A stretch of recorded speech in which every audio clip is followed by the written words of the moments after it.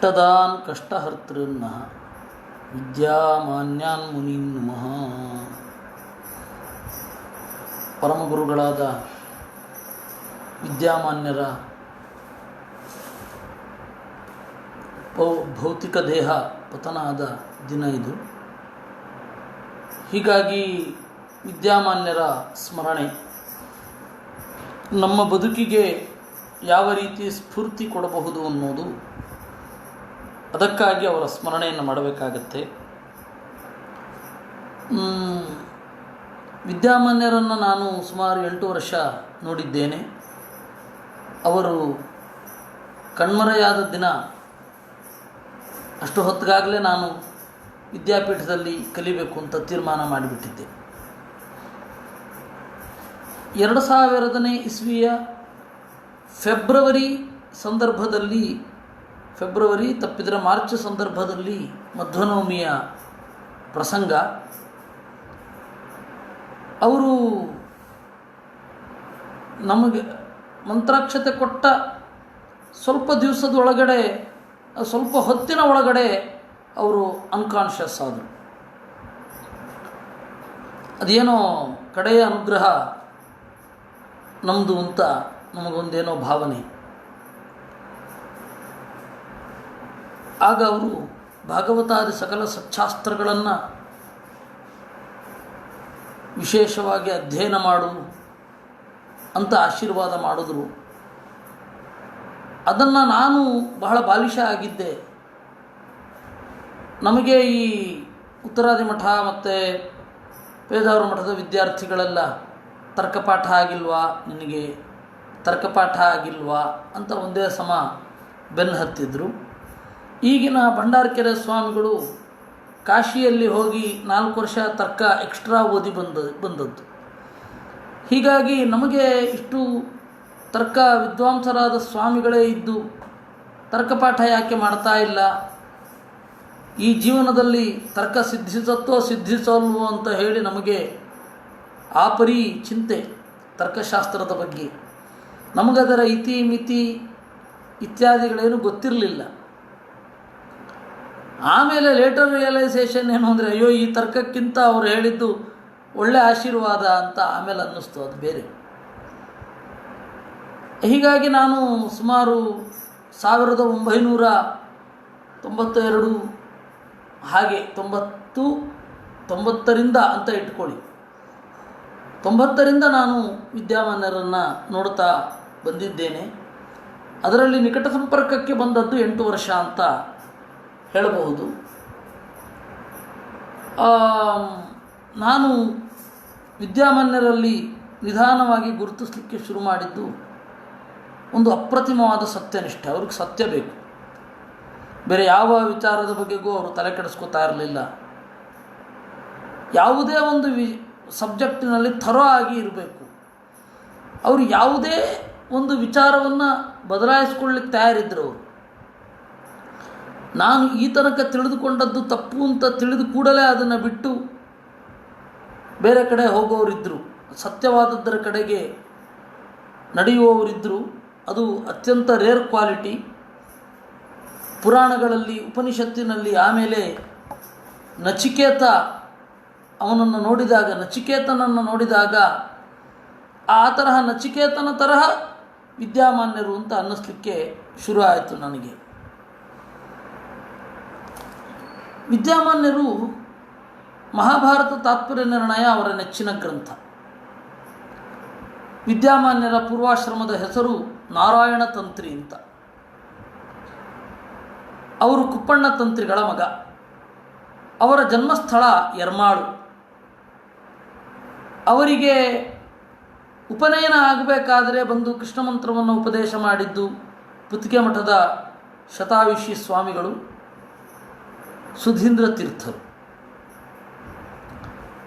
ಅವರಿಗೆ ಸನ್ಯಾಸಾಶ್ರಮ ಆಯಿತು. ಅದಕ್ಕೆ ಏನು ಕಾರಣ ಅಂದರೆ, ಭಂಡಾರಕೆರೆ ಮಠ ಒಂದು ಒಳ್ಳೆಯ ಪರಂಪರೆಯನ್ನೇ ಒಳಗೊಂಡಿದೆ, ಸತ್ಯತೀರ್ಥರ ಪರಂಪರೆ. ಬಾಲಕನ್ಯಾಪುರದ ರಾಜನ ಭಂಡಾರ ಇದ್ದ ಜಾಗದಲ್ಲಿ ಕಟ್ಟಿದ ಮಠ, ಆದ್ದರಿಂದಾಗಿ ಭಂಡಾರಕೇರಿ ಮಠ ಅಂತ. ಅದು ಹೆಸರು ಮಾತ್ರ ಭಂಡಾರ, ಅದು ಬಡಮಠವೇ ಆಗಿತ್ತು. ಆ ಭಂಡಾರಕೆರೆ ಮಠದಲ್ಲಿ ಒಬ್ಬರು ಸ್ವಾಮಿಗಳಿದ್ದರು, ವಿದ್ಯಾರಣವ ತೀರ್ಥರು ಅಂತ. ಅವರು ವಿಬುಧಪ್ರಿಯರ ಶಿಷ್ಯರು. ವಿಬುಧಪ್ರಿಯರು ಯಾರು ಅಂದರೆ ಅದಮಾರು ಸ್ವಾಮಿಗಳು. ಕಡೆಗಾಲವನ್ನು ಅವರು ಅದಮಾರ ಮಠದಲ್ಲೇ ಕಳೆದದ್ದು. ವಿದ್ಯಾರಣವ ತೀರ್ಥರು ಒಬ್ಬರಿಗೆ ಸನ್ಯಾಸಾಶ್ರಮ ಕೊಟ್ಟಿದ್ದರು. ಅವ್ರ ಹೆಸರು ಏನು ಅಂತಲೇ ಎಲ್ಲರಿಗೂ ಮರ್ತೋಗಿತ್ತು. ಅವರು ಪೂಜೆ ಮಾಡಬೇಕಾದ್ರೆ ಬರೋದು, ಭಂಡಾರಕೆರೆ ಮಠದಲ್ಲಿ ಪೂಜೆ ಮಾಡೋದು, ಆಮೇಲೆ ಅಗಾಧವಾದ ಕಾಡಿನಲ್ಲಿ, ಭಂಡಾರಕೆರೆಯಲ್ಲಿ ಹಿಂದೆ ಇದ್ದ ಕಾಡಿನಲ್ಲಿ ಕಣ್ಮರೆಯಾಗೋದು. ಹೀಗಾಗಿ ಅವರಿಗೆ ಅನಾಥ ತೀರ್ಥರು ಅಂತ ಹೆಸರು ಬಿತ್ತು. ಕೆಲವರು ಅವರ ಅವಧೂತ ತೆರೆಯ ನೋಡಿ ಉನ್ಮತ್ತ ತೀರ್ಥರು ಅಂತ, ಯಾವುದು ಸತ್ಯವೋ ಏನೋ ಗೊತ್ತಿಲ್ಲ. ಇದನ್ನು ನಾನು ಭಂಡಾರಕೆರೆ ಸ್ವಾಮಿಗಳ ದೊಡ್ಡವರ ಬಾಯಲ್ಲೇ ಕೇಳಿದ್ದು. ಅನಾಥ ತೀರ್ಥರು ಅಂತ ಅವ್ರ ಹೆಸರು. ಅಂದರೆ ಅವ್ರ ಹೆಸರು ಆಶ್ರಮನಾಮ ಅಲ್ಲ, ಅದು ಅವರು ಆ ತರಹ ಆಗಿದ್ದರಿಂದ ಅನಾಥ ತೀರ್ಥರು. ಅಲ್ಲಿ ಕಳಿಸ್ಬೇಕು ಅಂತ ಹೇಳಿ ಈ ಬಾಲಕನಿಗೆ ಸನ್ಯಾಸಾಶ್ರಮ ಕೊಟ್ಟಿದ್ದು 12 ವರ್ಷದ ಹುಡುಗ. ಅಷ್ಟು ಹೊತ್ತಿಗಾಗಲೇ ವಿಬುಧಪ್ರಿಯರಲ್ಲಿ ಉಳಿದ 3 ಜನ ಅಧ್ಯಯನ ಮಾಡ್ತಾ ಇದ್ದರು. ಒಂದು ಪಲಿಮಾರ ಮಠದ ರಘುಮಾನ್ಯ ತೀರ್ಥರು, ಆಮೇಲೆ ಅದಮಾರ ಮಠದವರೇ ಆದ ವಿಬುಧಮಾನ್ಯ ತೀರ್ಥರು, ಆಮೇಲೆ ಪೇಜಾವರ ಸ್ವಾಮಿಗಳು ವಿಶ್ವಮಾನ್ಯ ತೀರ್ಥರು, ಅವರೇ ವಿಶ್ವೇಶ್ವರ ಗುರುಗಳು. ಅದಾದಮೇಲೆ ವಿದ್ಯಾಮಾನ್ಯ ತೀರ್ಥರು ಅಂತ ಮಾನ್ಯ ಪರಂಪರೆ. ಅಲ್ಲಿ ಅತ್ಯಂತ ದಡ್ಡ ವಿದ್ಯಾರ್ಥಿ ಅಂತಂದರೆ ವಿದ್ಯಾಮಾನ್ಯರಂತೆ. ಅವರು ತಮ್ಮನ್ನು ತಾವು ನಿಂದಿಸ್ಕೊಳ್ತಾ ಇದ್ರಂತೆ. ಅಯಂ ಸ್ವಾಮಿ ದಡ್ಡ, ಯಾಕೆ ಸ್ವಾಮಿತ್ವ ಅಂತ. ಅವರು ವಿಬುಧಪ್ರಿಯರು ಇಲ್ಲಿ ಸತ್ಯಧ್ಯಾನರಿದ್ರಲ್ಲ, ಅದೇ ರೀತಿ ಅಲ್ಲಿ ಅವರು ಉಡುಪಿಯ ಸತ್ಯಧ್ಯಾನರು ಅನ್ಬಹುದು. ಸತ್ಯಧ್ಯಾನರು ಅಂದರೆ ಘಟ್ಟದ ಮೇಲಿನ ವಿಬುಧಪ್ರಿಯರು ಅಂತ ಅನ್ಬಹುದು.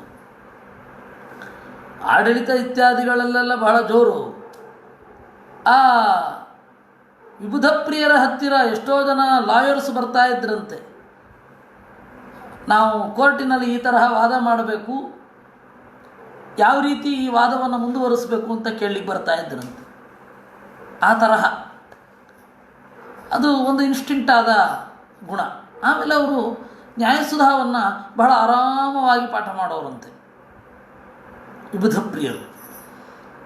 ವಿಪರೀತ ಡಾಮಿನೇಟು. ಅವರು ಮಠದ ಹೊರಗಡೆ ಹೋಗಬೇಕು ಅಂತ ಕಾಲಿಟ್ಟರೆ ಆ ಹಾವಿಗೆ ಸದ್ದಾದರೆ ಆ ಕೃಷ್ಣಾಪುರ ಮಠದ ಹತ್ರ ಇರೋರು ಎದ್ದು ನಿಲ್ಲೋರಂತೆ.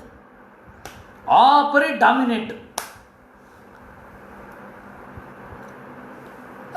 ಅವರು ಪಾಠ ಆ ತರಹ ಹೇಳ್ತಾ ಇದ್ದರು, ಬಹಳ ಸರಳವಾಗಿ. ಅದನ್ನು ನಮ್ಮ ಗುರುಗಳಾದ ಗೋವಿಂದಾಚಾರ್ಯರು, ದೊಡ್ಡಪ್ಪ ತಂದೆಯ ಅಣ್ಣ, ಅವರು ಹೇಳ್ತಾ ಇರ್ತಿದ್ದರು ಅಂತೆ. ಆ ಪರಿ ವಿಬುಧಪ್ರಿಯರು. ಮುಖ್ಯ ಪ್ರಾಣನ ಮೇಲೆ ಪರಮ ಪ್ರೀತಿ ಅವರಿಗೆ. ಅವರು ಹೇಳಿದರು ಅಂದರೆ ಉಳಿದವರೆಲ್ಲ ಒಪ್ಪಲೇಬೇಕು. ಅವರ ವೈದುಷ್ಯಕ್ಕೆ ನಿದರ್ಶನವಾದ ಅನೇಕ ಸಂಗತಿಗಳು ಇದೆ. ಈ ವಿಬುಧ 4 ಜನ ಸ್ವಾಮಿಗಳು ಅಂತ ನಾನು ಹೇಳಿದೆ.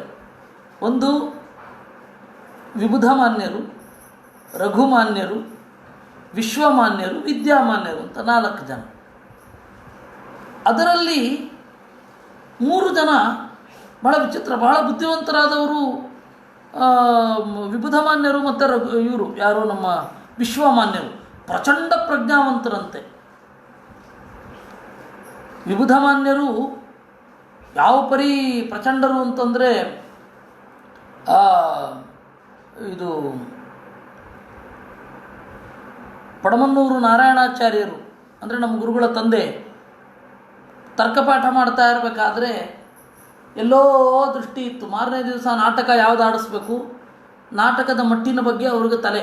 ವಿಬುಧಮಾನ್ಯರಿಗೆ ಇವ್ರಿಗೆ ಸಿಟ್ಟು ಬಂತು, ನಿಲ್ಲಿಸಿದ್ರು. ಯಾಕೆ ಪಾಠ ನಿಲ್ಲಿಸಿದ್ದು? ನೀವು ಹಿಂದೆ ಇದ್ದದ್ದನ್ನು ಪೂರ ಅನುವಾದ ಮಾಡಬೇಕು, ಆಮೇಲೆ ನಾನು ಮುಂದುವರಿಸ್ತೇನೆ ಅಂದರು. ಆಗ ವಿಬುಧಮಾನ್ಯರು ಆ ಗ್ರಂಥದ ಹಿಂದೆ ಆಗದ ಪಾಠವನ್ನು ಹೇಳ್ಕೊಂಡು ಹೊರಟೋದ್ರಂತೆ. ಆ ತರಹ ವಿಚಿತ್ರ ಶಕ್ತಿ. ಆದರೆ ಅವರು ಲೈಮ್ಲೈಟಿಗೆ ಬರಲಿಲ್ಲ. ಇನ್ನು ವಿಶ್ವಮಾನ್ಯರು ಪೇಜಾವರ ಸ್ವಾಮಿಗಳಿಗೆ ಆಶ್ರಮ ಕೊಟ್ಟವರು, ಅವರು ಕೂಡ ಪ್ರಚಂಡ ಪ್ರಜ್ಞೆ. ಅವರು ಕೂಡ ಪ್ರಖ್ಯಾತರಾಗಲಿಲ್ಲ. ಅವರು ಕೂಡ ನಿರ್ಮಲವಾದ ಯಶಸ್ಸನ್ನು ಪಡೀಲಿಲ್ಲ. ರಘುಮಾನ್ಯರು ನಾರ್ಮಲ್ ಆಗಿ ಇದ್ದರು, ಅಂದರೆ ಅವರ ಎಕ್ಸ್ಟ್ರಾರ್ಡಿನರಿ ಬುದ್ಧಿ ಆ ಥರದ್ದೆಲ್ಲ ಏನಿರಲಿಲ್ಲ. ವಿದ್ಯಾಮಾನ್ಯರಿಗೆ ಆ ತರಹದ ಯಾವ ಗುಣಗಳು ಇರಲಿಲ್ಲ. ಆದರೂ ಅವರು ಗುರುವಿನ ಅನುಗ್ರಹದಿಂದ ಮೇಲ್ಗಡೆ ಬಂದರು. ಅವರಿಗೆ ವೇದವ್ಯಾಸ ಮಂತ್ರ ಜಪ ಆಗಿದ್ದು ವಿಬುಧ ಪ್ರಿಯರಿಂದ. ಆ ವೇದವ್ಯಾಸ ಮಂತ್ರ ಜಪ ನನಗೂ ಅವರಿಂದಲೇ ಆಗಿದ್ದು ಅಂತನ್ನೋದು ನನ್ನ ಸೌಭಾಗ್ಯ. ವೇದವ್ಯಾಸ ಮಂತ್ರ ಜಪ ಮತ್ತು ಶಿವಪಂಚಾಕ್ಷರಿ ನನಗೆ ಅವರಿಂದಲೇ ಆಗಿದ್ದು. ಒಂದು ಉಡುಪಿಯಲ್ಲಿ ಆದರೆ ಇನ್ನೊಂದು ಗಂಗಾವತಿಯಲ್ಲಿ ಶಿವಪಂಚಾಕ್ಷರಿ ಜಪ ಉಪದೇಶ ಆಗಿದ್ದು. ಅವರ ಗುರುಗಳು ಹೇಳಿದ್ರಂತೆ, ಅವರು ನಮಗೆ ತೋರಿಸ್ತಾ ಇದ್ರು ವಿದ್ಯಾಮಾನ್ಯರು, 200 ಬಾರಿ ಮಧ್ವವಿಜಯದ ಒಂದೊಂದು ಶ್ಲೋಕಗಳನ್ನು ನೀನು ಹೇಳಬೇಕು. ಆಯಿತು ಅಂತ ಹೇಳಿ ಕಲ್ಲು ಆರಿಸಿ ಇಟ್ಟುಕೊಂಡು, ಆ ಭಂಡಾರಕೆರೆಯಲ್ಲಿ ಈಗಲೂ ಆ ಜಾಗ ಇದೆ, ಕಲ್ಲುಗಳನ್ನು ಆರಿಸಿ ಇಟ್ಟುಕೊಂಡು ಒಂದೊಂದು ಶ್ಲೋಕವನ್ನು 200 ಬಾರಿ ಹೇಳಿ ಮತ್ತೆ ಮುಂದಿನ ಶ್ಲೋಕಕ್ಕೆ ಹೋಗೋರಂತೆ. ಆ ತರಹದ ಪ್ರಚಂಡ ಸಾಧನೆ ಅವರು ಮಾಡಿದ್ದಿದ್ದು. ಅಂದರೆ ಒಂದಕ್ಕೆ ಅಂತ ಅರ್ಪಿಸಿ ಕೂತ್ರೆ ಅದಕ್ಕೆ ಪೂರ್ತಿ ತಮ್ಮನ್ನು ಒಪ್ಪಿಸಿಕೊಂಡು ಬಿಡೋರು. ಅದು ವಿದ್ಯಾಮಾನ್ಯರ ಒಂದು ಅನುಕರಣೀಯ ಗುಣ, ನಾವೆಲ್ಲರೂ ಕೂಡ ಅನುಸರಿಸಲೇಬೇಕಾದ ಗುಣ. ಒಂದಕ್ಕೆ ಅಂತ ಹಠ ಹಿಡಿದು ಕೂತ್ರೆ ಅದನ್ನು ಮುಗಿಸುವವರೆಗೂ ಅವರು ಹೇಳ್ತಾ ಇರಲಿಲ್ಲ. ಅದನ್ನು ನಮಗೆಲ್ಲರಿಗೂ ಹೇಳೋರು. ಅದರಿಂದಾಗಿ ಮಧ್ವವಿಜಯವನ್ನು ಶ್ರದ್ಧೆಯಿಂದ ಪಾರಾಯಣ ಮಾಡಿ. ಯಾಕೆ ಅಂದರೆ ಅದರಲ್ಲಿರ್ತಕ್ಕಂತಹ 7ನೇ ಸರ್ಗ ಮತ್ತು ಮಹಾಭಾರತ ತಾತ್ಪರ್ಯ ನಿರ್ಣಯದಲ್ಲಿ ಇರುವ 10ನೆಯ ಅಧ್ಯಾಯ ವಿಶೇಷ ಬುದ್ಧಿಯ ಚುರುಕಿಗಾಗಿ, ಬುದ್ಧಿಯ ನೈರ್ಮಲ್ಯಕ್ಕಾಗಿ ಪಾರಾಯಣ ಮಾಡಬೇಕು ಅಂತ ಹೇಳೋರು. ಹಾಗೆ ಅವರು ಆ ಗ್ರಂಥದ ಸಿದ್ಧಿಯ ಸಾಕ್ಷಾತ್ಕಾರದಂತೆ ಇದ್ದರು. ಶಿರೂರು ಮಠದ ಲಕ್ಷ್ಮೀಂದ್ರ ತೀರ್ಥರು, ಆಮೇಲೆ ಕಾಣೂರು ಮಠದ ವಿದ್ಯಾಸಮುದ್ರರು, ಪುತ್ತಿಗೆ ಮಠದ ಸುಧೀಂದ್ರ ತೀರ್ಥರು, ಮತ್ತು ಇವರೆಲ್ಲರೂ ಕೂಡ ವಿಶೇಷ ಅನುಗ್ರಹವನ್ನು ವಿದ್ಯಾಮಾನ್ಯರ ಮೇಲೆ ಮಾಡಿದವರು, ವಿದ್ಯಾಮಾನ್ಯರಿಗಿಂತ ಹಿರಿಯರು. ಸೋದೆ ಸ್ವಾಮಿಗಳು ವಿಶ್ವೋತ್ತಮ ತೀರ್ಥರು, ಅಂದರೆ ಈಗಿನ ಸ್ವಾಮಿಗಳ ಗುರುಗಳು. ಅವರಿಗೆ ಏನಾದರೂ ಸಂಶಯ ಬಂದರೆ ವಿದ್ಯಾಮಾನ್ಯರೇ ನೆನಪಾಗ್ತಾ ಇದ್ದದ್ದು. ಕೂಡಲೇ ದಡ ಓಡಿ ಬರುವವರಂತೆ. ಆದರೆ ನಂತರದ ದೇವರ ಸಂಕಲ್ಪ, ಚಿತ್ರ ರಾಜಕೀಯ, ವಿಶ್ವೋತ್ತಮರು ಅತ್ಯಂತ ಗೌರವಕ್ಕೆ ಪಾತ್ರರಾಗಿದ್ದ ವಿದ್ಯಾಮಾನ್ಯರಲ್ಲಿ ತಾವೇ ತಟಸ್ಥರಾಗುವ ಹಾಗಾಯಿತು. ಏನೋ ಪರಿಸ್ಥಿತಿಯ ಒತ್ತಡಗಳು ಇರಲಿ. ವಿದ್ಯಾಮಾನ್ಯರು ವೇದವ್ಯಾಸ ಮಂತ್ರವನ್ನು ಜಪ ಮಾಡಿ, ಮಧ್ವವಿಜಯವನ್ನು ಹಾಗೆ ಪಾರಾಯಣ ಮಾಡಿ, ಆಮೇಲೆ ಅವರು ಎಂತಹ ಪ್ರಜ್ಞೆ, ಅಸದೃಶವಾದ ಪ್ರಜ್ಞೆ ಬಂತು. ಒಂದು ಉದಾಹರಣೆ ಹೇಳ್ತೇನೆ. 1980ರಿಂದ 84ರವರೆಗೆ ಅದಮಾರು ಅನ್ನುವ ಊರಿನಲ್ಲಿ 4 ಜನ ವಿದ್ಯಾರ್ಥಿಗಳಿಗೆ ಪಾಠ ಹೇಳಲಿಕ್ಕೆ ಕೂತರು. 4 ಜನ ಯಾರು ಅಂದರೆ, ಈಗಣ ಪಲಿಮಾರು ದೊಡ್ಡವರು ವಿದ್ಯಾಧೀಶರು, ಅದಮಾರು ದೊಡ್ಡವರು ವಿಶ್ವಪ್ರಿಯರು, ಪುತ್ತಿಗೆ ದೊಡ್ಡವರು ಸುಗುಣೇಂದ್ರ ತೀರ್ಥರು, ಮತ್ತು ಈಗಣ ಭಂಡಾರಕೆರೆ ಸ್ವಾಮಿಗಳು. 4 ಜನ ಸನ್ಯಾಸಿಗಳಿಗೆ ಪಾಠ ಹೇಳಲಿಕ್ಕೆ ಅಂತ. ಅವರಿಗೆ ಪಾಠ ಹೇಳುವಾಗ ಅದಮ್ಯ ದೀಕ್ಷೆ. ಅವರು ಹೇಳೋರು, ನೋಡಿ ಮಕ್ಕಳೇ, ನೀವು ಗೋಡೆಗೆ ತಿರುಗಿಕೊಂಡಾದರೂ ಪಾಠ ಮಾಡಬೇಕು, ಯಾರೂ ಇರಲಿಲ್ಲ ಅಂತಂದರೆ ಆ ತರಹದ ದೀಕ್ಷೆ ಇರಬೇಕು ಅಂತ. ವಿದ್ಯಾಮಾನ್ಯರಿಗೆ ಪಾಠದಲ್ಲಿದ್ದ ದೀಕ್ಷೆ ನಾವೆಲ್ಲರೂ ನಾವು ಅದನ್ನು ಅನುಸರಿಸಬೇಕಾದದ್ದು. ಆ ಪರಿ ದೀಕ್ಷೆ ಅವರಿಗೆ, ವಿದ್ಯಾಮಾನ್ಯರಿಗೆ. ಅವರು ಪೇಜಾವರ ಸ್ವಾಮಿಗಳಿಗೆ ಪಾಠ ಹೇಳಬೇಕಾದ್ರೆ ಮಠದಲ್ಲಿ 1 ರೂಪಾಯಿ ಇರಲಿಲ್ಲ. ಆ ಕಾಲಕ್ಕೆ ಅವರು 7 ಲಕ್ಷ ರೂಪಾಯಿ ಸಾಲ ಮಾಡಿ ಪೇಜಾವರ ಸ್ವಾಮಿಗಳಿಗೆ 5 ವರ್ಷ ನಿರಂತರವಾಗಿ ಪಾಠ ಮಾಡಿದ್ದಾರೆ. ಅವರಿಗೆ ಅದರ ಬಗ್ಗೆ ಗೊಡವೆಯೇ ಇಲ್ಲ. ಹಣದ ಬಗ್ಗೆ ಯಾವುದರ ಬಗ್ಗೆಯೂ ಗೊಡವೆ ಇಲ್ಲ ಅವರಿಗೆ. ಅವರು ಆ ರೀತಿ ತಯಾರು ಮಾಡಿದ್ರಿಂದಾಗಿ ನಾವಿವತ್ತು ಈ ವಿದ್ಯಾಪೀಠವನ್ನು ನೋಡಿದ್ದು. ಅವರು ಪೇಜಾವರ ಸ್ವಾಮಿಗಳು ವಿದ್ಯಾಪೀಠ ಶುರು ಮಾಡ್ತಾರೆ ಅಂದರೆ ತಮ್ಮ ವಿದ್ಯಾಪೀಠವನ್ನು ಉಪಸಂಹಾರ ಮಾಡಿಕೊಂಡರು. ಭಂಡಾರಕೆರೆಯಲ್ಲಿ ಇದ್ದದ್ದನ್ನು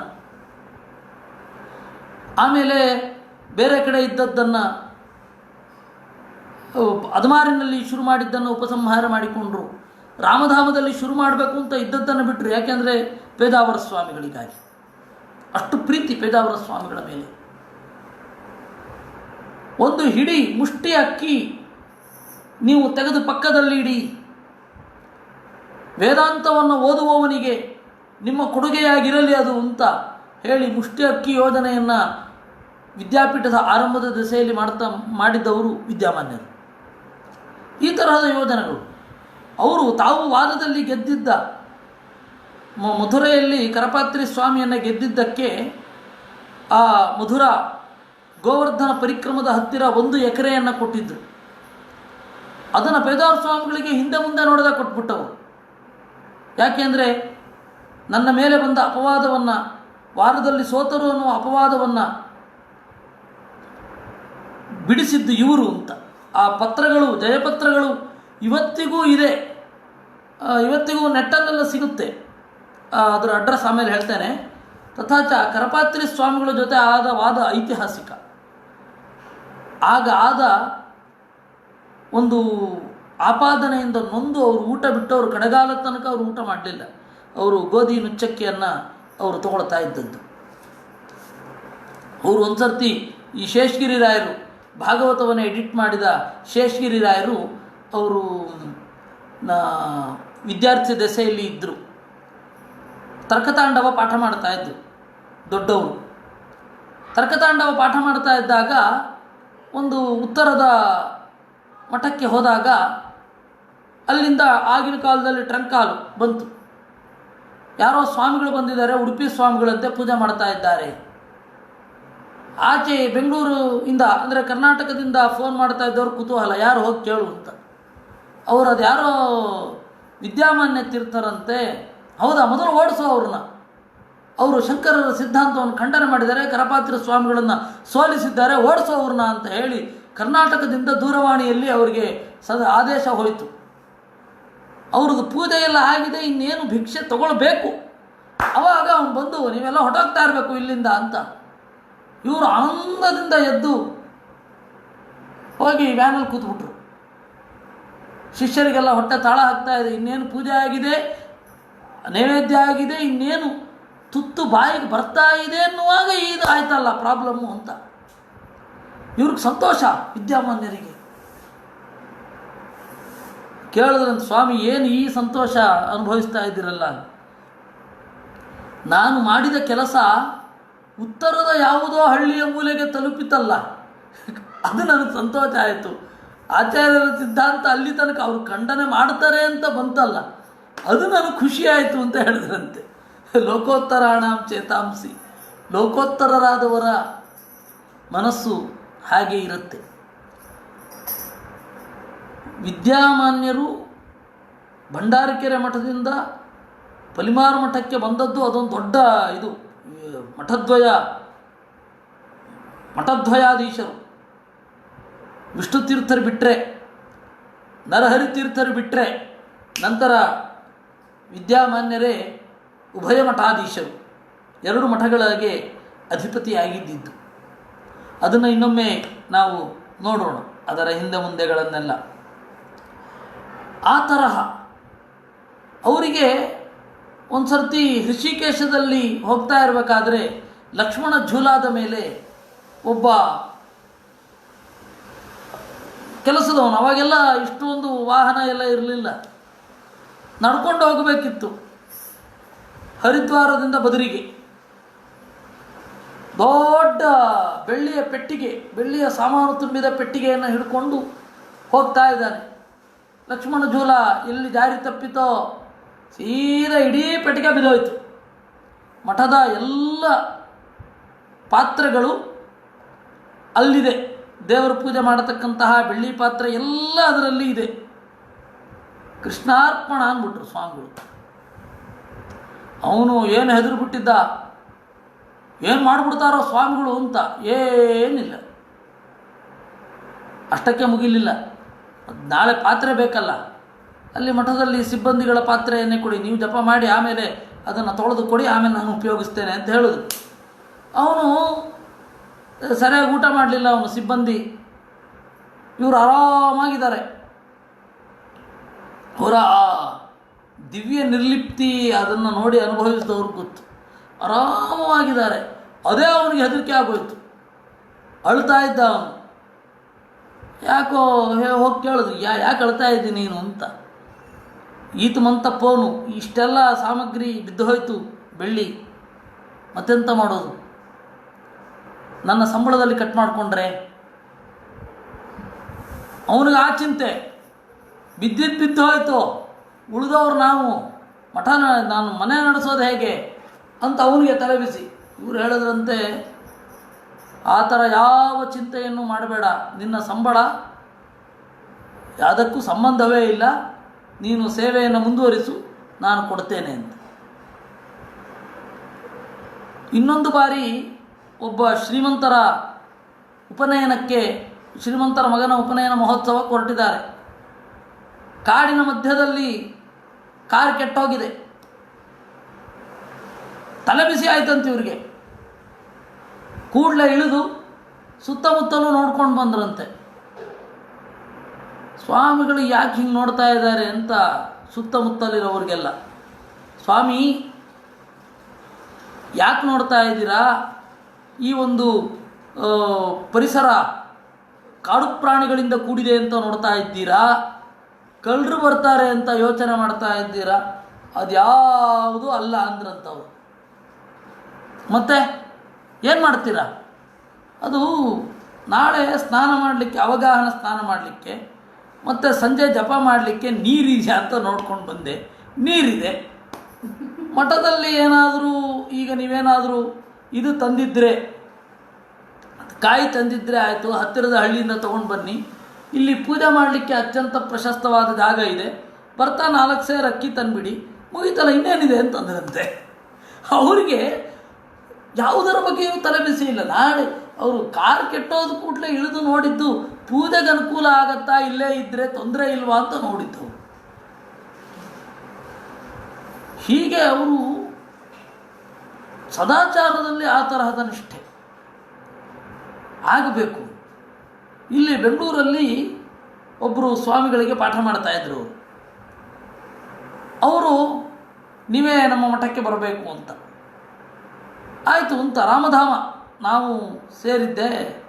ರಾಮಧಾಮದಿಂದ ಬರೋದು. ರಾಮಧಾಮ ಅಂದರೆ ಈಗ ನೆಲಮಂಗಲದ ಹತ್ರ ಮಾಕಳಿ ಅಂತ ಒಂದು ಬರುತ್ತೆ, ಅಲ್ಲಿ ಬಲಗಡೆಗೆ ಹೋದರೆ ರಾಮಧಾಮ ಅಂತ. ನಮ್ಮ ಬಾಲ್ಯದ ನೆನಪುಗಳೆಲ್ಲ ಇರೋದಲ್ಲೇ. ಒಮ್ಮೆ ಎಲ್ಲರನ್ನೂ ಕರ್ಕೊಂಡು ಹೋಗಬೇಕು ಅಂತ ಇದೆ. ಅದು ಏನಾಗಿದೆ, 19 ಎಕರೆಯ, ಈಗ ಒಂದು ಸ್ವಲ್ಪ ಕಡಿಮೆ ಆಗಿದೆ, ಸ್ವಲ್ಪ ಭಾಗ ಮಾರಿದ್ದಾರೆ. 19 ಎಕರೆಯ ವಿಸ್ತೀರ್ಣ ಜಾಗದಲ್ಲಿ ಅದು ಇತ್ತು ರಾಮಧಾಮ. ಅಲ್ಲಿ ಅವರು ಅಲ್ಲಿಂದ ಪೂಜೆ ಮುಗಿಸಿ ಭಿಕ್ಷೆ ಮುಗಿಸಿ ಅಲ್ಲಿಂದ ಹೊರಡೋದು. ಏನು ಕೆಲಸ ಇಲ್ಲ, ಇಲ್ಲಿ ಬಂದು ಪಾಠ ಮಾಡೋದು. ಆಗ ವಿದ್ಯೇಶರು ಮತ್ತು ನಾವು ವಿದ್ಯಾಪೀಠಕ್ಕೆ ಬರ್ತಾಯಿದ್ವಿ. ಆ ವಿದ್ಯಾಪೀಠದಲ್ಲಿ ನಾವು ಪಾಠ ಮಾಡಿ, ಸ್ವಾಮಿಗಳಿಂದ ನಮಗೆ ಪಾಠ ಆಗಿ, ನಾವು ವಿದ್ಯಾಪೀಠದ ಮಕ್ಕಳ ಜೊತೆಗೆ ಆಟ ಆಡಿ ವಿದ್ಯಾಪೀಠದವರೇ ಆಗೋಗಿದ್ವಿ. ಮಧ್ಯದಲ್ಲಿ ಒಂದು 4 ವರ್ಷ ಬೇರೆ ಕಡೆ ಇದ್ವಿ ಅಷ್ಟೇ. ಆ ತರಹ ಅವರು ಒಂದೊಂದು ಸರ್ತಿ ಆ ಸ್ವಾಮಿಗಳ ಕಡೆಯವರು ಬಂದು, ಈಗ ಸ್ವಾಮಿಗಳಿಗೆ ಹುಷಾರಿಲ್ಲ, ಪಾಠ ಕೇಳಲಿಕ್ಕಾಗಲ್ಲಂತೆ, ಅವರು ಅಲ್ಲಿಂದ ಬರ್ತಾಯಿದ್ರು. ಒಂದು ಚೂರು ಬೇಜಾರು ಮಾಡ್ಕೋತಾ ಇರಲಿಲ್ಲ. ನಾನು ಪಾಠಕ್ಕೆ ಬರಲ್ಲ ಅಂತಂದರೆ, ಪಾಠ ಬೇಕಾಗಿರೋದು ವಿದ್ಯಾಮಾನ್ಯರಿಗಲ್ಲ, ಅವರಿಗೆ. ಆದರೆ ಅವರು ಪಾಠಕ್ಕೆ ಬರಲ್ಲ ಅಂತಂದರೆ ಒಂಚೂರು ಬೇಜಾರು ಮಾಡ್ಕೋತಾ ಇರಲಿಲ್ಲ. ಸೀದಾ ವಿದ್ಯಾಪೀಠಕ್ಕೆ ಬಂದು ಚಿಂತನೆ ಮಾಡ್ತಾ ಕೂತ್ಬಿಡೋರು. ಅವರು ಸಾಯುವ ಸ್ವಲ್ಪ ದಿವಸಕ್ಕೆ ಮುಂಚೆ, ಒಂದು 3-4 ತಿಂಗಳಿಗಿಂತ ಮುಂಚೆ ಅವರು ಚಂದ್ರಿಕಾ 2ನೇ ಅಧ್ಯಾಯ 2ನೇ ಪಾದವನ್ನು ಪಾರಾಯಣ ಮಾಡ್ತಾಯಿದ್ರು. ಆಮೇಲೆ ಐತರೇಯ ಉಪನಿಷತ್ತನ್ನು ಘಟ್ ಮಾಡ್ತಾಯಿದ್ರು ಅವರು. ಯಾರಾದರೂ ಒಬ್ಬ ಹುಡುಗನ ಕರ್ಕೊಂಡು ಬಂದು, ನಾನು ಅಲ್ಲಿರೋದು ಕರೆಕ್ಟಾಗಿ ಹೇಳ್ತೀನ ಕೇಳು ಅಂತ ಹೇಳಿ ಪಾರಾಯಣ ಮಾಡ್ತಾ, ಸರಿಯಾಗಿದ್ದರೆ ಸರಿ ಅಂತ ಹೇಳು, ತಪ್ಪಾಗಿದ್ದರೆ ತಪ್ಪು ಅಂತ ಹೇಳೋರು. ಆ ಪರಿ ಅವರಿಗೆ ದೀಕ್ಷೆ ಗ್ರಂಥದ ಚಿಂತನೆಗಳಲ್ಲಿ. ಯಾರೋ ಒಬ್ಬರು ಕೇಳಿದ್ರು, ಸ್ವಾಮಿ ಬೇಜಾರಾಗಲ್ವ ನಿಮಗೆ, ನೀವೇ ಇಲ್ಲಿಗೆ ಬಂದು ಪಾಠ ಹೇಳಬೇಕು. ಈ ಕೆಲವೊಂದು ದಿವಸ ಇಲ್ಲಿ ಬಂದಮೇಲೆ, ಅವಾಗ ಫೋನ್ ಇತ್ತು, ಇಲ್ಲಿ ಬಂದಮೇಲೆ ಅವ್ರು ಹೇಳ್ತಾರೆ, ಇಲ್ಲ ನಮಗೆ ಹುಷಾರಿಲ್ಲ ಇವತ್ತು, ಬೇಡ ಅಂತ ಹೇಳ್ತಾರೆ, ನೀವು ಒಂಚೂರು ಬೇಜಾರಾಗಲ್ವ ನಿಮಗೆ. ಅದಕ್ಕೆ ವಿದ್ಯಾಮಾನ್ಯರು ಹೇಳಿದ್ರು, ನಮಗಾಗಿ ಸತ್ಯಲೋಕದಿಂದಲೇ ಇಳಿದು ಬಂದಿದ್ದಾರಂತೆ ಮಧ್ವಾಚಾರ್ಯರು. ನಾನು ಇಲ್ಲಿಂದ ಇಲ್ಲಿ ಬರಲಿಕ್ಕೆ ಪಾಠ ಹೇಳಲಿಕ್ಕೇನು, ತಗೊಳ್ಳೋದಾದರೆ ಅದು ಅವ್ರು ಕೇಳಬೇಕಷ್ಟೇ ಅಂತ. ಅಂದರೆ ಪಾಠದಲ್ಲಿ ಏನು ದೀಕ್ಷೆ ಅದು. ಆ ತರಹ ಅವರ ಶಿಷ್ಯ ವಾತ್ಸಲ್ಯವೂ ಅಷ್ಟೇ, ಅಷ್ಟು ಉತ್ಕಟವಾದ ಶಿಷ್ಯ ವಾತ್ಸಲ್ಯ. ಎಲ್ಲಕ್ಕಿಂತ ಮುಖ್ಯವಾಗಿ ಅವ್ರಿಗೆ ಕಾಣೋದು, ಅವರು ಯಾವುದಕ್ಕೂ ಅಂಟಿ ಬದುಕಿದವರಲ್ಲ. ಆಶ್ರಮ ತಗೊಂಡದ್ದು ಅದ್ಮಾನ ಮಠದಲ್ಲಿ, ಸ್ವಲ್ಪ ಕಾಲ ಇದ್ದದ್ದು ಭಂಡಾರಕೆರೆ ಮಠದಲ್ಲಿ, ಆಮೇಲೆ ಪಲಿಮಾರ ಮಠಕ್ಕೆ ಹೋಗಿದ್ದು, ಪೇಜಾವರದಲ್ಲಿ ಇದ್ದರು, ಅದ್ಮಾರ ಮಠದ ಜಾಗದಲ್ಲಿ ಒಂದು ಸ್ವಲ್ಪ ದಿವಸ ಇದ್ದರು, ಹೋಗಿದ್ದು ಕೃಷ್ಣ ಮಠಕ್ಕೆ ಸೇರಿದ ಕೃಷ್ಣಧಾಮಕ್ಕೆ, ಅಲ್ಲಿ ಹೋಗಿದ್ದು. ಅವರು ಯಾವುದಕ್ಕೂ ಅಂಟಿಕೊಂಡು ಇರಲಿಲ್ಲ. ಅವರು ಇದು ನಂದು ಅಂತ ಎಲ್ಲಿಯೂ ಇಲ್ಲ. ಅವರು ಆ ತರಹದ ವಿಚಿತ್ರವಾಗಿ ಬದುಕಿದವರು. ಅವರು ನಾನು ಅವರಿಗೆ ಸ್ನಾನಕ್ಕೆ ನೀರು ಹಾಕ್ತಾ ಇದ್ದೆ. ಕೆಲವು ದಿವಸ ಅವರು ಸ್ನಾನ ಮಾಡೋರು. ಪ್ರತಿ ದಿವಸ ಕೇಳೋರು, ನಿನ್ನ ಹೆಸರೇನು? ನನ್ನ ಹೆಸರು ಹೇಳಿದ ಮೇಲೆ ವಿಜಯೀಂದ್ರ ಸ್ವಾಮಿಗಳ ತರಹ ಸಕಲ ಶಾಸ್ತ್ರ ಪಾರಂಗತನಾಗಬೇಕು. ಆಯ್ತು ಸ್ವಾಮಿ, ತಾವು ಆಶೀರ್ವಾದ ಮಾಡಬೇಕು. ಒಂದು 8-9 ದಿವಸ ನಿರಂತರವಾಗಿ ಈ ಆಶೀರ್ವಾದ ನನಗಾಗಿದೆ. ಆ ಪ್ರಸಂಗದಲ್ಲಿ ಒಂದು ಘಟನೆ ನನಗೆ ನೆನಪಾಗತ್ತೆ. ಅವರಿಗೆ ಹಿಂಡ್ಲಿಕ್ಕೆ ಆಗ್ತಾ ಇರಲಿಲ್ಲ, ವಯೋಧರ್ಮ, ಗಟ್ಟಿ ಹಿಂಡ್ಲಿಕ್ಕೆ ಆಗ್ತಾ ಇರಲಿಲ್ಲ. ಅವರಿಗೆ ಗಟ್ಟಿ ಹಿಂಡ್ಲಿಕ್ಕೆ ಆಗ್ತಾರೆ. ಸ್ವಾಮಿ ನಾನು ಹಿಂಡ್ಕೊಡ್ತೇನೆ. ಇಲ್ಲ, ಏನಪ್ಪೊಪ್ಪೆ ಇದ್ದೇ ಸ್ವಾಮಿ, ನಿಂಕಳು ಮಲ್ಲಾರ, ನೀವು ದೊಡ್ಡವರು, ನಾವು ಚಿಕ್ಕವರು, ನಾವು ಸೇವೆ ಮಾಡಬೇಕು ನಿನಗೆ. ನಾನು ದೊಡ್ಡವ ಅಂತ ಯಾರು ಹೇಳಿದ್ದು? ನಾನು ದೊಡ್ಡವನಾಗಲಿ ಪ್ರಯತ್ನ ಪಡ್ತಾ ಇದ್ದೀನಿ ಅಷ್ಟೇ, ದೊಡ್ಡವ ಅಲ್ಲ, ವಯಸ್ಸಾಗಿದೆ ಅಷ್ಟೇ ಅಂತ ಅನ್ನೋರು. ಅಂದರೆ ಅಷ್ಟು ವಿನಯ. ನಾನು ದೊಡ್ಡವ ಅಂತ ಇರಲಿಲ್ಲ. ಎಷ್ಟೋ ಬಾರಿ ಯಾವುದಾರೊಂದು ಸಬ್ಜೆಕ್ಟು ಹೇಳ್ತಾ ಇದ್ದಾಗ, ಹೌದಾ ನನಗದು ಗೊತ್ತಿಲ್ಲ, ತಿಳ್ಕೊಳ್ಬೇಕು ಅಂತನ್ನೋ. ಆ ಕಣ್ಣರಳಿಸಿ ಅವರು ಹೇಳೋದೇ ಒಂದು ಅದ್ಭುತ ಆಗಿರ್ತಿತ್ತು. ಅಂದರೆ ನಾನು ತನ್ನ ಅಜ್ಞಾನವನ್ನು ಒಪ್ಕೊಳ್ಳಿಕ್ಕೆ ಯಾವ ಮುಲಾಜೂ ಇಲ್ಲ. ನಾನು ಇದನ್ನು ಅಜ್ಞಾನ ಅಂತ ಒಪ್ಕೊಂಡ್ರೆ ಚಿಕ್ಕವನಾಗ್ಬಿಡ್ತೇನೆ, ಅದು ಯಾವುದೂ ಇಲ್ಲ. ಅವರು ತನ್ನ ಶಿಷ್ಯನ ಭಾಗವತ ತಾತ್ಪರ್ಯ ಟಿಪ್ಪಣಿಯನ್ನು, ಅಂದರೆ ನಮ್ಮ ಗುರುಗಳ ಗೋವಿಂದಾಚಾರ್ಯರ ಭಾಗವತ ತಾತ್ಪರ್ಯ ಟಿಪ್ಪಣಿಯನ್ನು ನೋಡಿ ಅದನ್ನು ಪಾಠ ಮಾಡೋರು. ಕೇಳಿದರೆ ನೆಕ್ ಗೋವಿಂದ ಬರೆತ್ರಿ, ಇದಕ್ಕೆ ಗೋವಿಂದ ಬರೋದಿಲ್ಲ, ಅವನನ್ನು ಕೇಳಿ ಹೇಳ್ತೇನೆ ಅಂತನು. ಏನಾರು ಆಕ್ಷೇಪ ಬಂದರೆ ಆ ಸೌಜನ್ಯ ಅದು. ಯಾವ ಗುರುಗಳು ಶಿಷ್ಯರು ಬರೆದ ಟೀಕೆಯನ್ನು ಇಟ್ಟುಕೊಂಡು ಪಾಠ ಹೇಳ್ತಾರೆ? ಅಂದರೆ ಅಭಿಮಾನ ಅನ್ನೋದೊಂದು ಚೂರು ಇಲ್ಲ. ನನ್ನದು, ನಾನು ದೊಡ್ಡವ, ಆ ತರಹ ಯಾವ ಅಭಿಮಾನವೂ ಇರದೆ ಬದುಕಿದವರು ಅವರು. ಒಂದು ಚಿಕ್ಕ ಮಗು ಏನಾದರೂ ಹೇಳಿದ್ರೂ ಕೂಡ ಅದರಲ್ಲಿ ಇದ್ದದ್ರೆ ಅದನ್ನು ಸ್ವೀಕಾರ ಮಾಡೋರು, ಅದನ್ನು ಚರ್ಚೆ ಮಾಡೋರು. ಅವರನ್ನು ಸ್ವಲ್ಪ ಕಾಲಕ್ಕೆ ನಾವು ನೋಡಿದ್ದು ನಮ್ಮ ಪೂರ್ವಜನ್ಮದ ಪುಣ್ಯ. ವಸ್ತುತಃ ನೀವಿವತ್ತು ಭಾಗವತವನ್ನು ಕೇಳಿ ಆನಂದಿಸ್ತಾ ಇದ್ದೀರಾ ಅಂದರೆ ಅದು ಅವರದ್ದೇ ಅನುಗ್ರಹ. ಅವರು ಬಳ್ಳಾರಿಯಲ್ಲಿ, ಗಂಗಾವತಿಯಲ್ಲಿ ಮತ್ತು ಹೊಳೆನರಸೀಪುರ ಇಲ್ಲೆಲ್ಲ ಅವರು ಹೋದಾಗ, ಅವರು ಜಪಕ್ಕೆ ಅಂತ ಕೂತಾಗ ನಾವು ಭಾಗವತ ಚಿಂತನೆ ಹೇಳಬೇಕಿತ್ತು. ಸ್ಪೆಷಲಿ ನಾನು, ಕೆಲವೊಮ್ಮೆ ನಾಗೇಂದ್ರ ಹೇಳ್ತಾ ಇದ್ದ, ನಾನು ಭಾಗವತ ಚಿಂತನೆ ಹೇಳಬೇಕಿತ್ತು. 4ನೇ ಸ್ಕಂಧದ ಭಾಗ. ಅವರು ಅವಾಗ ಹೇಳೋರು, ನೀವು ಬಾಲಕರು ಮರೆತು ಬಿಡ್ತೀರಾ, ಶಶ್ವದ್ವಿಸ್ಮರಣಶೀಲಾ ಬಾಲಾಹ, ಬೇಗ ಮರೆತು ಬಿಡ್ತೀರಾ. ಸ್ವಾಮಿಗಳು ಹೇಳಿರ್ತಾರೆ, ಆ ಭಾಗವತದ ಆ ಪದದ ಅರ್ಥವನ್ನು ಮರೆತು ಅದನ್ನು ಮುಂದೆ ಹೇಳ್ಕೊಂಡು ಹೊರಟೋಗ್ತೀರಾ. ಅದಕ್ಕೆ ಸರಿಯಾಗಿ ಈ ರೀತಿ ಹೇಳಬೇಕು, ಅದು ಹೇತುಗರ್ಭ ವಿಶೇಷಣ ಅಂತ ಹೇಳೋರು. ಆವಾಗ ವಿದ್ಯೇಶರು ಪಕ್ಕದಲ್ಲಿ ಕೂತಿದ್ದವರು, ಇಲ್ಲ ಸ್ವಾಮಿ ನಾನು ಇದನ್ನು ಹೇಳಿರಲಿಲ್ಲ ಅವರಿಗೆ ಅಂತ ಅವರು ಒಪ್ಕೊಳ್ಳೋರು. ಹೀಗಾಗಿ ಆ ಗ್ರಂಥನಿಷ್ಠೆ, ಅವರು ದೊಡ್ಡ ಪಾಠ ಕೆಲವರು ಏನಾಗ್ತಾರೆ ಅಂದರೆ ನಾವು ದೊಡ್ಡವರು ಚಿಕ್ಕ ಪಾಠ ಮಾಡೋಲ್ಲ, ನೀವು ಅವ್ರ ಹತ್ರ ಮುಗಿಸ್ಕೊಂಡು ಬನ್ನಿ. ಇಲ್ಲ, ಅವರು ಚಿಕ್ಕ ಪಾಠವನ್ನು ಅವರೇ ಹೇಳ್ತಾ ಇದ್ರು, ದೊಡ್ಡ ಪಾಠವನ್ನು ಅವರೇ ಹೇಳ್ತಾ ಇದ್ರು. ಪಾಠ ಬಂತಲ್ಲ ಅಷ್ಟೇ. ಅವ್ರು ಯಾವತ್ತೂ ಈ ಪಾಠ ಹೇಳಬಾರದು, ಈ ಪಾಠ ಹೇಳಬೇಕು, ಇದು ಹೇಳೋದು ಡಿಗ್ನಿಟಿ ಕಡಿಮೆ, ಇವನು ದಡ್ಡ, ಇವನಿಗೆ ಹೇಳಬಾರದು, ಆ ಥರದ್ದು ಯಾವುದೂ ಇರಲಿಲ್ಲ. ಈ ಹೇಳಬೇಕಷ್ಟೆ. ರಾತ್ರಿ ಎಚ್ಚರ ಆದಾಗ ಎದ್ದು ಓದೋರು, ನಿದ್ರೆ ಬರೋ ತನಕ ಮತ್ತು ಮಲಗೋರು. ರಾತ್ರಿ ಅಕಸ್ಮಾತ್ ನಿದ್ರೆ ಬರಲಿಲ್ಲ ಅಂದರೆ ಎದ್ದು ಲೈಟ್ ಹಾಕಿ ಓದೋದೆ. ಆ ತರಹದ ದೀಕ್ಷೆ, ಆ ತರಹದ ಒಂದು ಸ್ವಭಾವ. ನಾವು ಅದನ್ನೆಲ್ಲ ಚಿಂತನೆ ಮಾಡ್ತಾ ಮಾಡ್ತಾ ಮಾಡ್ತಾ ಬಾಳಿನಲ್ಲಿ ಕಲಿಯೋದು ಬೇಕಾದಷ್ಟಿದೆ.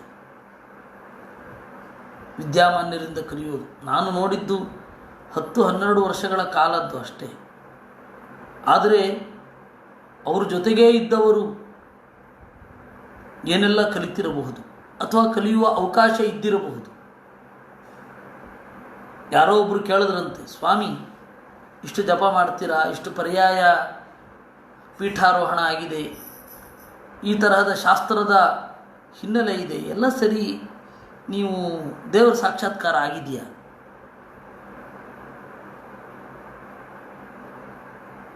ಇಲ್ಲ, ಅದಾಗಬೇಕು ಅಂತ ಶಾಸ್ತ್ರದ ಮಾತನ್ನು ನಾನು ಪಾಲನೆ ಮಾಡ್ತಾ ಇದ್ದೇನೆ. ಅತೀಂದ್ರಿಯ ಅನುಭವ ಆಗಿದೆಯಾ? ಅತೀಂದ್ರಿಯವಾದ ಅನುಭವ ಆಗಿದೆ. ದೇವರ ಸಾಕ್ಷಾತ್ಕಾರ ಆಗಿಲ್ಲ, ಆಗಬೇಕು ಅಂತ ಪ್ರಾಮಾಣಿಕ ಪ್ರಯತ್ನ ಪಡ್ತಾ ಇದ್ದೇನೆ ಅಂತ ಹೇಳಿದ್ರಂತೆ. ಅಂದರೆ ಬಾಳಿನಲ್ಲಿ ಯಾವ ಮಟ್ಟದ ಒಂದು ಪಾರದರ್ಶಕತೆ, ಟ್ರಾನ್ಸ್ಪೇರೆನ್ಸಿ ಇರಬೇಕು ಅನ್ನೋದನ್ನು ಅವರು ನಮಗೆ ಹೇಳಿ ಹೋಗಿದ್ದು. ಬಹಳ ಬೇಜಾರು ಮಾಡ್ಕೊಂಡಿದ್ದಿದೆ ಎಷ್ಟೋ ಬಾರಿ. ನಾವು ಅವ್ರಿಗಿಂತ ಬಹಳ ಚಿಕ್ಕವರು ಅನ್ನೋದನ್ನು ನೋಡಿ ಸಮಾಜದಲ್ಲಿ ಈ ತರಹದ ಜನ ಇರ್ತಾರೆ ಅಂತ ಬೇಜಾರು ಮಾಡಿಕೊಂಡದ್ದಿದೆ.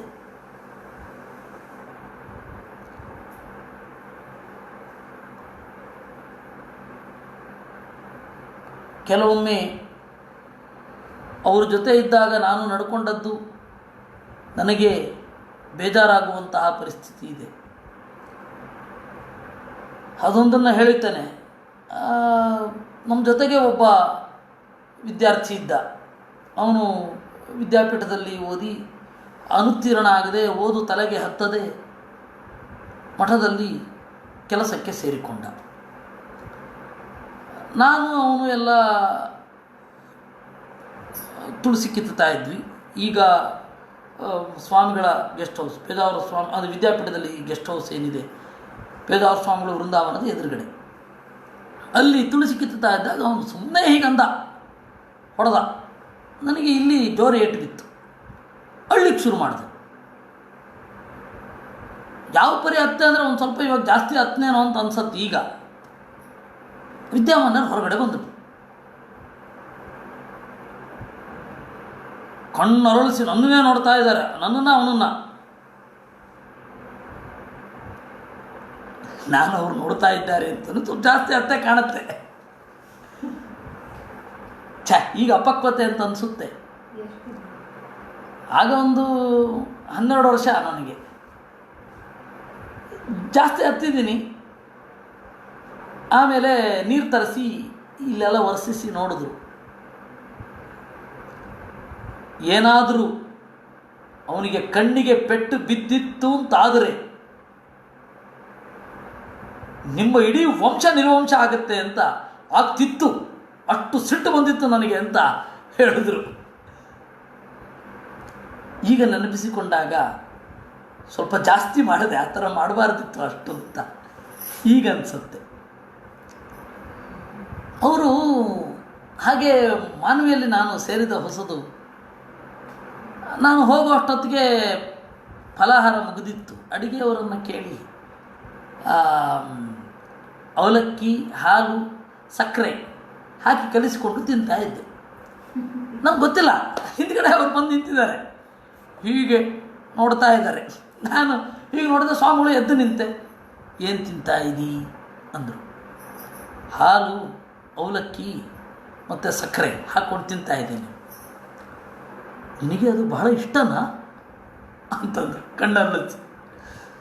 ನಾವು ಅರಳಿಸಿದ್ರೆ ಕೆಟ್ಟದಾಗಿರುತ್ತೆ, ಅವ್ರದ್ದು ಅದೊಂದು ಅದ್ಭುತ. ಇಷ್ಟನಾ ನಿನಗೆ? ಹೌದು ಸ್ವಾಮಿ ಅಂತಂದ್ಬಿಟ್ಟು ಅದು. ಆಮೇಲೆ ಯಾವಾಗ ಆಯಗೆ ಬಜಿಲು ಪೇರು ಸಕ್ಕರೆ ಕೊಳ್ಳ ಆಯಗೆ ಮಸ್ತ್ ಇಷ್ಟ ಅಂತ ಇದ್ದ. ನಾನು ಯಾಕಾದರೂ ಹೇಳಿದನೋ ಅಂತ.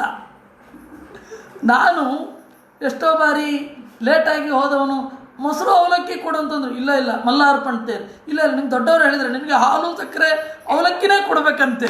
ಯಾಕಾದರೂ ಹೇಳಿದ್ದೀನೋ ಅಂತ ಅನ್ನಿಸಿಬಿಟ್ಟಿತ್ತು. ಅವರು ತೋರಿದ ಆ ಪ್ರೀತಿ 10ನೇ ವರ್ಷದಿಂದ ಸುಮಾರು ಅವರು ಹೋಗುವವರೆಗೂ ಇತ್ತು. ನಾನು ಮತ್ತು ನನ್ನ ಇಬ್ಬರು ವಿಕ್ರಮ ಮತ್ತು ವಿಕಾಸ, ಈ 3 ಜನ ಬೇರೆ ಓದನ್ನು ಓದಬೇಕು, ಸಂಸ್ಕೃತ MA ಮಾಡಬೇಕು ಅಂತ ನಮಗೆ ಆಸೆ ಆಯಿತು. ಅದನ್ನು ವಿದ್ಯೇಶ್ವರ ಹತ್ತಿರ, ಈಗಿನ ಭಂಡಾರಕೆರೆ ಸ್ವಾಮಿಗಳ ಹತ್ತಿರ ಕೇಳಿದೆವು. ಮತ್ತು ನನಗೆ ಸ್ವತಂತ್ರವಾಗಿ ಅಧ್ಯಯನ ಮಾಡಬೇಕು ಅಂತ ಇತ್ತು.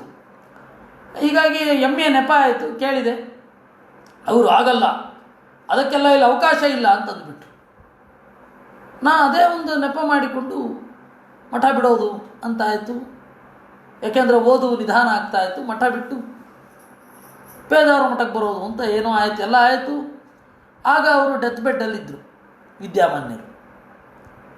ನಾನು ಅದು ಆ ಸೀರಿಯಸ್ನೆಸ್ ಇರಲಿಲ್ಲ. ನಾನು ಬೆಂಗಳೂರಿಗೆ ಬಂದಿದ್ದೆ. ಆವಾಗ ಅವರು ಹೋಗಬೇಕಾದ್ರೆ 2 ದಿವಸದ ಹಿಂದೆ, 2 ದಿವಸವೋ 3 ದಿವಸದ ಹಿಂದೆ ಮಕ್ಕಳಲ್ಲಿ ಅಂತ ಕೇಳಿದ್ರು ವಿದ್ಯೇಶ್ವರನ್ನು. ಮಕ್ಕಳು ಎಲ್ಲಿ? ಮಕ್ಕಳು ಅಂದರೆ ನಾನು ನಾಗೇಂದ್ರ, ವಿಕಾಸ ಅವರೆಲ್ಲ ಮಕ್ಕಳು ಎಲ್ಲಿ?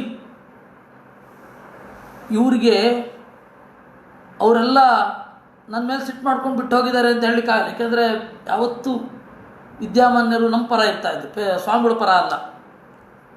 ಯಾಕೆಂದರೆ ಇವರಿಗೆ ಎಷ್ಟು ಸಿಟ್ಟು ಅಂತಂದರೆ, ನಾನೊಮ್ಮೆ ಕೊಬ್ಬರಿ ಎಣ್ಣೆ ಹಚ್ಕೊಂಡದ್ದಕ್ಕೆ ಹಾಕಿ ಬಾರಿಸಿಬಿಟ್ಟಿದ್ರು. ಆಗ ಅವ್ರು ಕರೆದು ಬುದ್ಧಿವಾದ ಹೇಳಿದರು.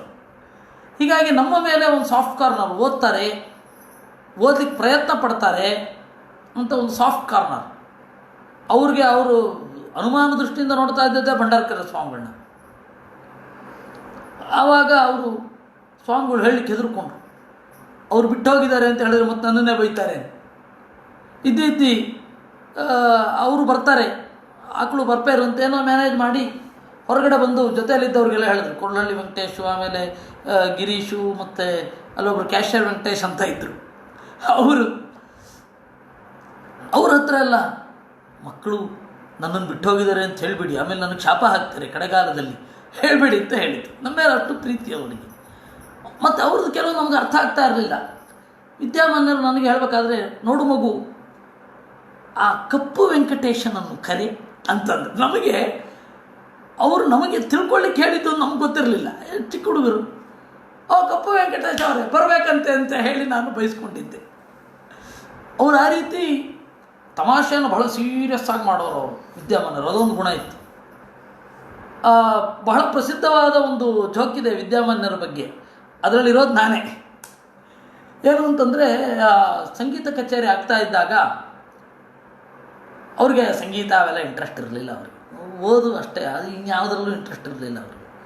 ಅವರು ಸಂಗೀತ ಕಚೇರಿ ಆಗ್ತಾ ಇರಬೇಕಾದ್ರೆ ಒಬ್ಬರನ್ನು ಕರೆದುಬಿಟ್ಟು ಶಿಷ್ಯರನ್ನು ಹೇಳಿದ್ರು, ಅವರಿಗೆ ಒಂದು ಚಾಕು ತಂದು ಕೊಡು ಆಯಿತಾ, ಅದು ತಂತಿ ಕುಯ್ಲಿಕ್ಕೆ ಬಹಳ ಕಷ್ಟಪಡ್ತಾ ಇದ್ದಾನೆ, ಬೇಗ ತಂದು ಕೊಡು ಆಯಿತು ಅಂತ ಒಂದು ಜೋಕಿದೆ ಅವ್ರ ಬಗ್ಗೆ. ಅದು ನನಗೆ ಆಗಿತ್ತು.